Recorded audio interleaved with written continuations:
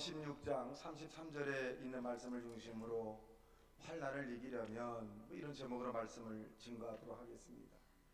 사람은 이 땅에 태어나면서부터 행복을 꿈꾸고 있지만 그 행복이 쉽게 손에 잡히지 않습니다. 어린아이와 할아버지가 목욕탕에 갔는데 이 할아버지가 이 탕 안에 들어가면서 아이고 시원하다 그랬어요. 이 말을 들은 이 손자가 아이고 할아버지 정말 시원해? 아이고 시원하다. 이 아이가 풍덩 들으니까 아 뜨거 아 뜨거 아 뜨거. 믿으면 아무도 없다고. 어? 아마 이 어린아이는 할아버지로부터 이 뜨거운 맛을 보기 시작을 합니다. 인생을 살아가는 어떻게 보면 짧은 인생이기도 하지만 이 인생 가운데 저와 여러분에게 환난이라고 하는 것을 경험하며 살아갈 수밖에 없습니다. 그것이 정신적인 환난이든 또 육체적인 질병의 환난이든 가정적인 환난이든 사회적 국가적인 환난이든 이 수도 없이 많은 환난을 극복해 나가며 사는 것이 신앙입니다. 환난이 다가온다고 해서 절망자살하고 낙심하고 포기한다면 그것은 신앙생활이 아닌 것이죠. 저와 여러분 앞에 있는 어떤 문제를 할지라도 환난과 문제를 믿음으로 헤쳐나가는 하나님의 사람이 되시기를 주님의 이름으로 축원합니다. 그렇다고 환난이 다가오는 첫 번째 이유가 뭘까요? 여러분, 환난이라고 하는 것은 우리 조상 아담과 하와가 하나님을 반역하고 스스로 왕국을 건설하고 나오려고 하다가 그 하나님에게 쫓겨남을 당했죠. 그래서 이 땅이 저주받은 땅이 되고 말았습니다. 그 저주 가운데 살아가는 저와 여러분에게 환난과 고통이 다가오게 된 겁니다. 때로는 추위, 때로는 더위, 때로는 질병, 때로는 가시원건기, 때로는 수고의 대가를 얻지 못하는 그런 삶들. 이 모든 것들이 아담과 하와가 이 동산 중앙의 선악과를 따먹음으로 말미암아 나타나는 현상입니다. 둘째로 다가올 환난은 뭐냐? 사람의 이 범죄, 실수 이런 것들로 인해서 환난이 다가오기도 합니다. 그것은 개인적으로 우리에게 다가올 수 있고 집단적으로 죄를 범하기 때문에 그 형벌을 받을 수밖에 없죠. 그래서 인간의 실수로 이어지는 그런 것들이 인재다 이렇게 표현해주고 있습니다. 세 번째, 우리가 하나님께 회개시키기 위해서 하나님은 우리에게 환난을 주신다는 것입니다. 우리의 마음이 굳어져서 인본주의로 살고 하나님 말씀에 순종하지 않고 깨어지지 않을 때 하나님께서 환난을 보내셔서 그 환난을 우리가 벽에 부딪히게 하고 그래서 우리의 삶이 와장창 깨져버리는 그런 모습, 저와 여러분을 항복하게 만드는 것이다.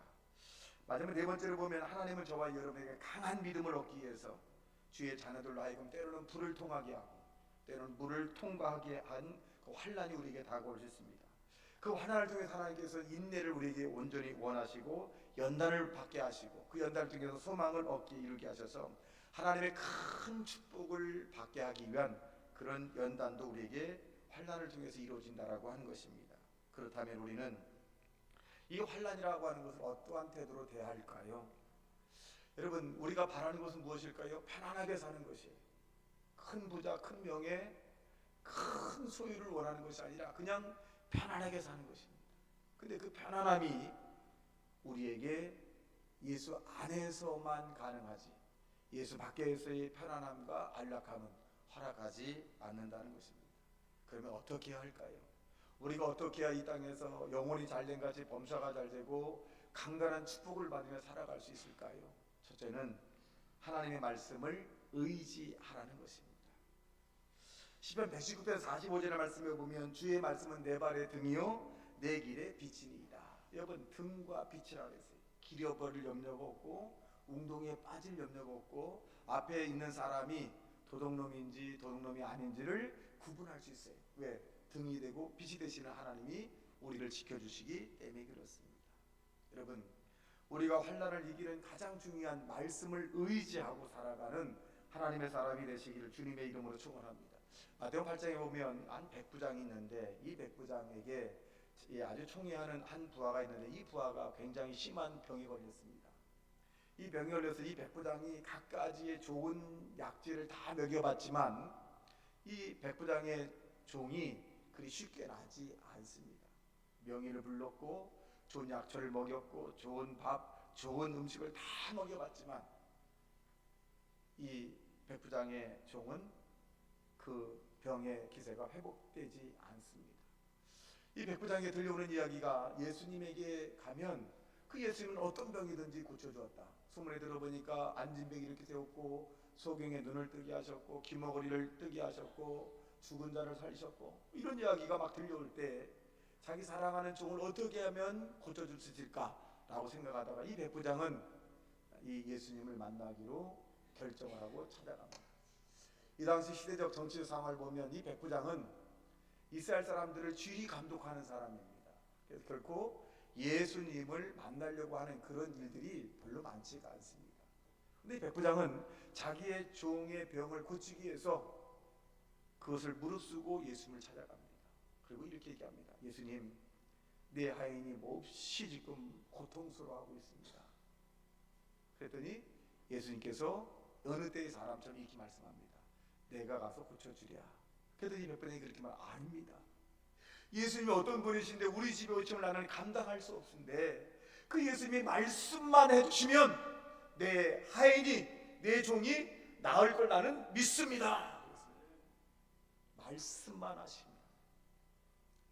예수님이 말씀한 그 시로 이 하인은 치료함을 받았다라고 기록하고 있습니다.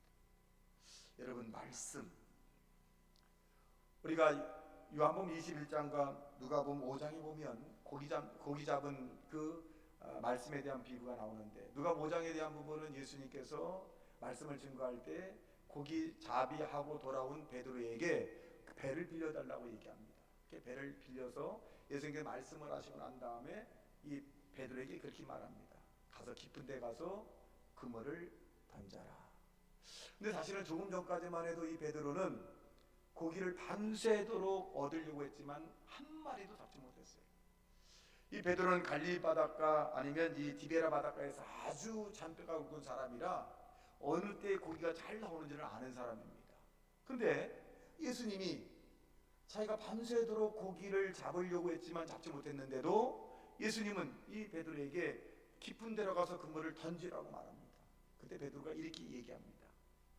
내가 밤이 맞도록 수고하여 얻은 것이 없지만은 말씀에 의지하여 내가 그물을 내리리다.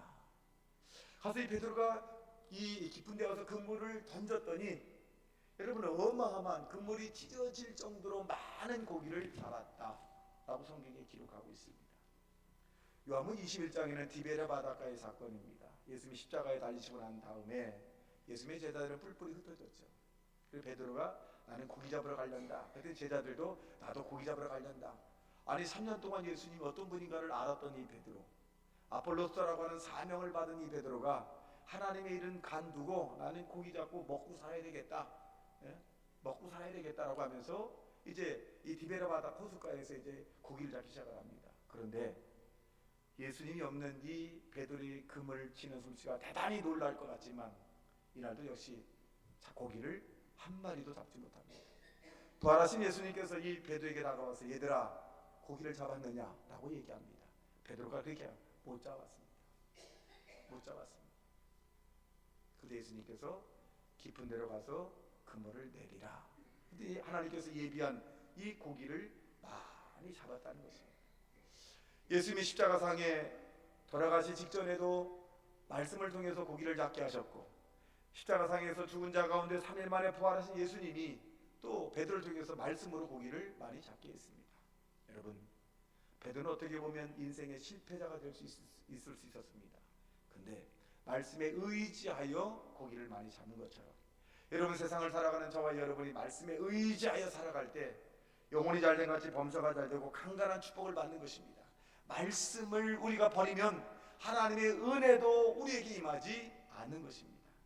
여러분, 그리스도인들이 말씀에 의지하여 살아가는 사람이 어떤 모습입니까? 몇 가지 나열됐는데, 첫째는 말씀을 듣기를 사모하고 늘 은혜를 받고 있는가? 말씀이 늘 그립고 말씀이 늘 듣고 싶고 그리고 은혜라는 것을 날마다 깨달아요. 내가 일어나는 것도 하나님의 은혜요, 잠자는 것도 하나님의 은혜요, 일할 수 있는 것도 하나님의 은혜요, 사람 만날 때 하나님의 은혜요, 볼 수 있는 것도 하나님의 은혜요, 걸을 수 있는 것도 하나님의 은혜요, 먹을 수 있는 것도 하나님의 은혜요, 내가 다른 사람을 위해서 봉사할 수 있는 것도 하나님의 은혜요. 이걸 깨닫느냐 이거예요. 이런 사람은 말씀에 거하는 사람입니다. 떠나가서 교회에 무슨 일이든지 내게 맡겨진 일이면 기쁨으로 안다는 거예요. 대피기도든지 찬양 예배 성가대라든지 찬양 인도라든지 안내라든지 총괄이라든지 어떤 일이든지 간에 내가 하나님 앞에 더 헌신하고 싶은 그런 마음이 생기느냐 이거예요. 또 언제나 말이 긍정적인가? 내가 정말 긍정적인 믿음의 사람이라면 이는 말씀 안에 구하는 사람입니다. 또 나는 다른 예수 믿지 않는 사람을 보면 전도하고 싶은 마음이 생기는가? 또 나는 아침에 일어나서 무슨 일 할 때마다 기도하는 생활을 하고 있는가? 더 나아가서 주일이 기다려지는가? 이 6가지 특징을 보게 되면 이런 사람들은 하나님의 말씀 안에 거하는 사람이다, 이렇게 이 정의를 할 수 있습니다. 여러분, 세상을 살아가면서 고난의 풍파에 부딪힌 사람들이 무수히 많습니다. 그런데 이 고난의 풍파에 부딪혀서 완전히 깨져서 하나님께 쓰임받는 사람이 있고, 고난의 풍파에 부딪혀서 자기가 살려고 몸부림치다가 계속 죽기 이틀 전까지도 안 깨지는 사람이 있어요. 비참한 거죠. 여러분, 우리가 이 그릇은 깨지면 쓸 수가 없어요. 다 버려야 돼요. 사기 그릇이건 이 플라스틱 그릇이건 깨지면 다 버려야 돼요. 주인이 쓰질 않아요. 근데 사람은 깨어지지 않으면 쓰질 못해요. 아집과 고집과 교만과 자기 자랑과 자기의 지혜와 이런 것들 때문에 그 안에 꽉 풀어차서 쓸 수가 없어요. 주인. 그래서 사람은 깨져요. 그래서 하나님은 저와 여러분 때로는 생각지 않은 사람에 의해서 상처를 확 받기도 하고 절망감을 나타나기도 합니다. 여러분, 우리에게 고난이 다가왔을 때 하나님의 말씀을 붙잡고 나아가는 하나님의 사람이 되시기를 주님의 이름으로 축원합니다.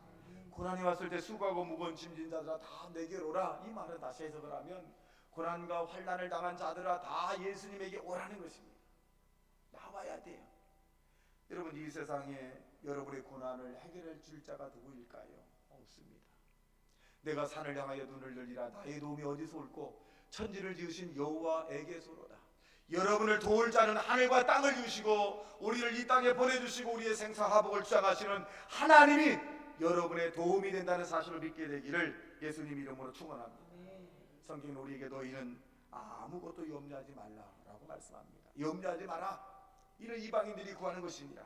아무것도 염려하지 말고 오직 모든 일에 기도와 간구로 하나님 앞에 감사함을 아뢰라. 하나님이 저와 여러분에게 염려하지 말라. 이 말은 무슨 말이냐? 내가 너의 인생을 책임져 줄 것이다. 내가 너의 삶을 책임져 줄 것이다. 너의 염려를 나에게 맡겨라. 나는 실력 있는 전능하신 하나님이다.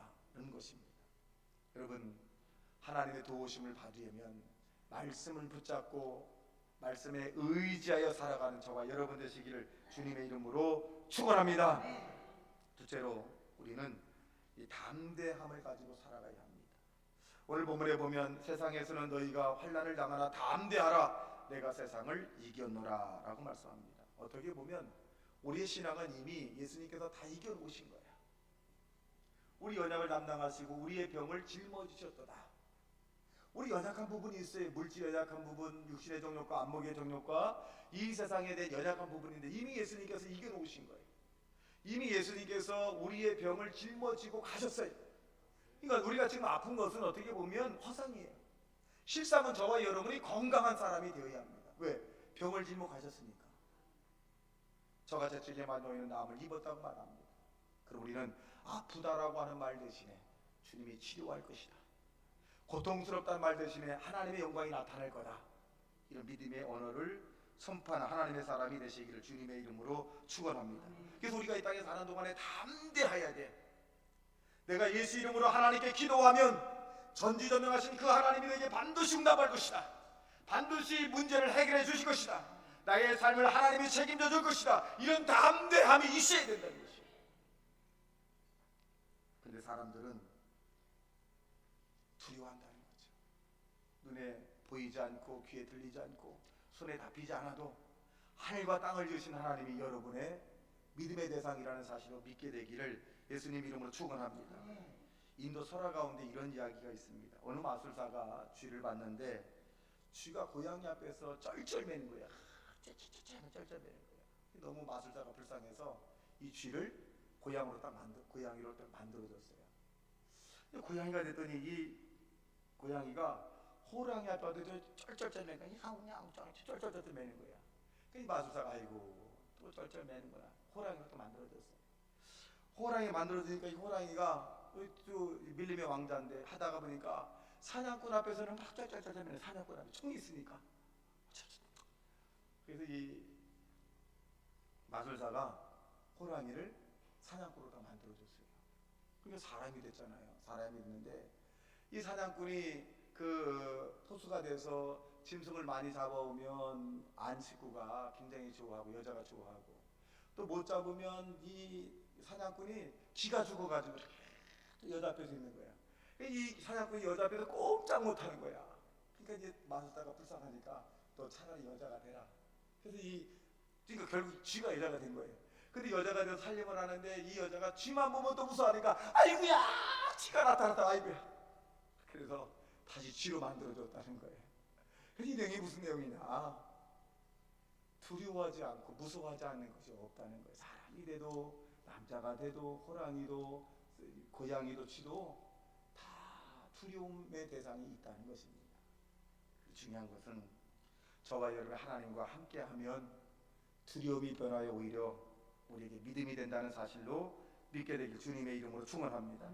이사야 41장 10절에 보니까 두려워 말라 내가 너와 함께함이라 놀라지 말라 나는 내 하나님 됨이라 내가 너를 굳세게 하리라 참으로 너를 도와주리라 참으로 나의 오른손으로 너를 붙들리라. 여러분 하나님이 나의 하나님이고 하나님이 나를 도와준다라고 하는 그런 믿음의 고백이 저와 여러분의 신앙이 되어야 합니다. 세상을 살아갈 때 우리가 감각적으로 판단할 때는 절망적인 상황이 많이 있습니다. 그러나 우리가 세상을 이성적으로 감정으로 아니 지식으로 세상을 바라보는 것이 아니라 믿음으로 세상을 바라보는 하나님의 사람이 되시기를 주님의 이름으로 축원합니다. 시편 145편 19절 말씀에 보면 그는 자기를 경외하는 자들의 소원을 이루시며 또 그들의 부르짖음을 들으사 구원하시리로다. 자, 그들의 부르짖음 응답해 주시고 또 하나님을 경외하는 자에게 하나님께서 소원을 응답해 주신다. 이렇게 말씀합니다. 예수님께서 병든 자를 치료해 주는 자들의 특징이 있는데 모두가 다 소원이 있는 거예요. 내가 내게 무엇 해주길 원하느냐? 눈뜨기를 원하나이다. 이 분명한 소원이 있어요. 내가 너에게 무엇 해주길 원하냐? 물질적인 축복을 받길 원하나이다. 내가 너에게 무엇 해주길 원하느냐? 내가 다리가 튼튼해지길 원합니다. 뭔가 소원이 있어요. 그 소원이었을 때 하나님은 눈을 뜨게 하시고 죽은 자를 살리시고 손 마른 자를 고치시고 허리 아픈 자를 고치시고 다리가 불편한 자를 다리를 정상으로 만들어주고 중요한 것은 저와 여러분 지금 내 마음속에 소원이 있느냐 이거예요. 소원이 있느냐. 지금 주님이 우리에게 말씀할 때 내가 너에게 무엇 해주길 원하느냐 라고 할 때 네 소원이 있느냐 이거예요. 글쎄요. 집에 가서 생각해 봐야 되겠는데 그럼 늦어버렸다는 거지. 늘 우리 마음속에 하나님이 내 기도를 응답해 줄 거라고 내 소원을 응답해 주고 내 문제를 해결해 줄 거라고 하는 그런 여러분 담대함을 갖는 하나님의 사람이 되시기를 주님의 이름으로 축원합니다. 이사야 43장 19절의 말씀에 보면 보라 내가 새 일을 행하리니 이제 나타날 것이니라 너희가 그것을 알지니 반드시 내가 광야의 길을 사막의 강을 내리니. 여러분 광야의 길을 내고 사막의 강을 내는 것이 쉬울까요? 우리는 어렵지만 하나님은 가능하다라고 하는 것입니다. 빌립보 2장 13절에 보니까 너희 안에 행하시는 이는 하나님이시니 자기 기쁘신 뜻을 위하여 너희에게 소원을 두고 행하시나니. 여러분 마음속에 있는 소원은 여러분의 소원이 아니라 하나님이 여러분에게 준 선물입니다. 여러분 하나님 앞에 기도할 때 내가 내 마음속에 있는 이 소원이 무엇인가를 잘 분별해서 하나님께 기도하여 응답받는 하나님의 사람이 되시기를 주님의 이름으로 축원합니다. 시편 20편 4절의 말씀에 보면 내 마음의 소원대로 허락하시고 내 모든 계획을 이루어주길 원하노라. 누가? 하나님. 우리의 마음의 소원대로 주님이 원하시고 우리의 계획대로 하나님께서 이루어주기를 원하신다는 것입니다. 그런데 우리에게 소원이 있어야지 이루어지고 우리의 계획이 있어야 하나님이 그 계획대로 역사하시지 무계획이라면 하나님은 어떻게 믿음을 통해서 역사하시겠습니까? 하나님은 저와 여러분을 믿음을 통해서 역사한다는 사실로 믿기를 주님의 이름으로 축원합니다.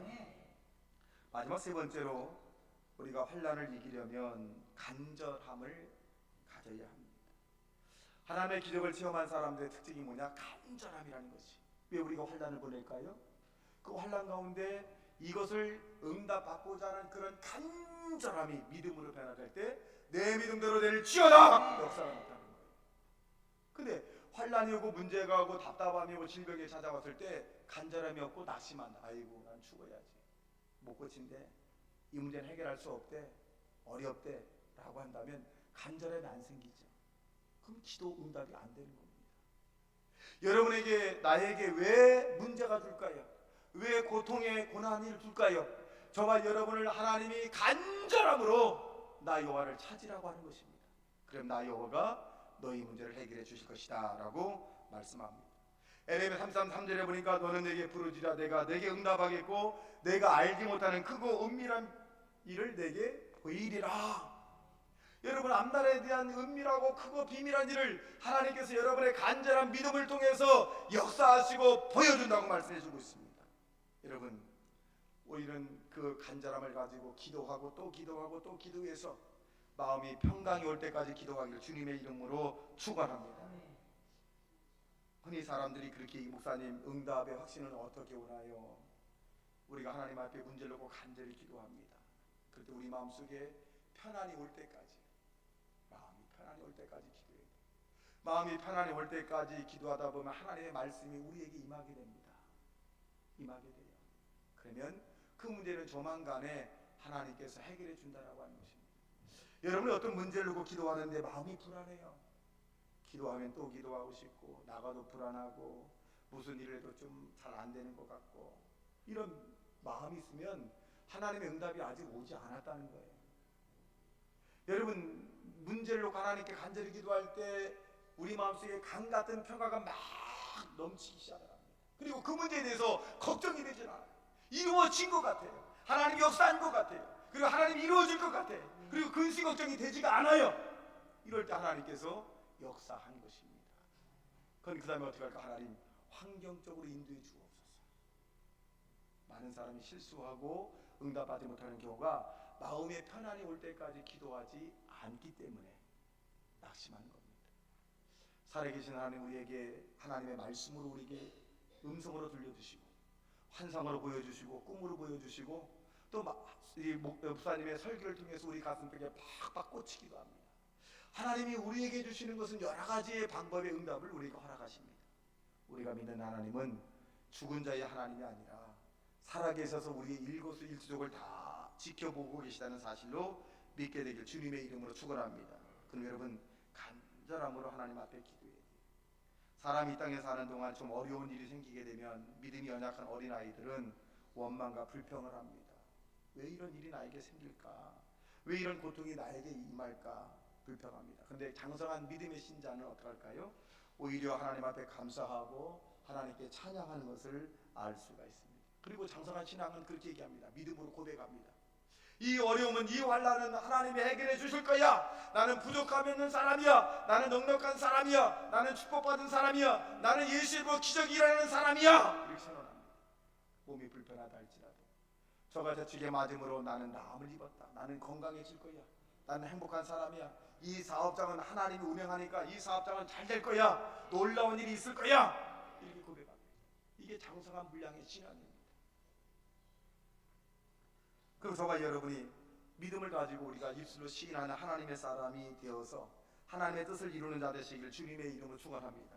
하나님의 말씀은 우리 입으로 자꾸 말하면 그 말씀이 우리 마음에만 채워집니다. 채워져요. 그래서 이 하나님의 말씀을 우리가 믿는다는 것은 뭐냐면 하나님의 말씀을 받아들인다는 거예요. 하나님의 말씀을 우리가 입으로 토한다는 것은 뭘까요? 하나님의 능력을 인정한다는 것이에요. 하나님의 말씀을 우리가 인정하면 하나님의 말씀을 토해야 돼요. 여러분, 그리할 때 하나님의 역사가 나타나기 시작을 하는 것입니다. 여러분, 사람의 마음에 편안이 없으면 행복이 아니죠. 편안을 내게 주노니 곧 나의 편안을 너희에게 끼치노니 내가 너희에게 주는 것은 세상에 주는 것과 다르다라고 말씀합니다. 그리고 너희는 마음에 근심하지도 말고 두려워하지도 말라라고 요한복음 14장 26절에 말씀해 주고 있습니다. 우리에게 하나님은 근심도 말고 두려워하지도 말아라. 근데 우리는 어떻게 보면 조그만 문제가 있어도 마음의 근심과 두려움이 꽉 이것은 영적으로 사단이 우리를 파괴케 하는 것입니다. 하나님이 주시는 것은 우리에게 편안을 주시지 두려움과 우리에게 이 절망자정 근심을 주지 않습니다. 여러분, 우린 땅에 사는 동안에 간절함이 내게 있다면 그것은 응답받을 저주의 기회인 것입니다. 여러분, 간절함을 여러분 사모하고 기다리십시오. 자녀에 대한 간절함, 사업에 대한 간절함, 물질에 대한 간절함, 질병에 대한 간절함, 전도에 대한 간절함, 행복에 대한 간절함, 여러분 간절함이 믿음입니다. 그 믿음을 통해서 하나님께 영광 돌리는 위대한 소망순복음교회 교인들 되시기를 주님의 이름으로 축원합니다. 같이 말씀 생각하며 통성으로 기도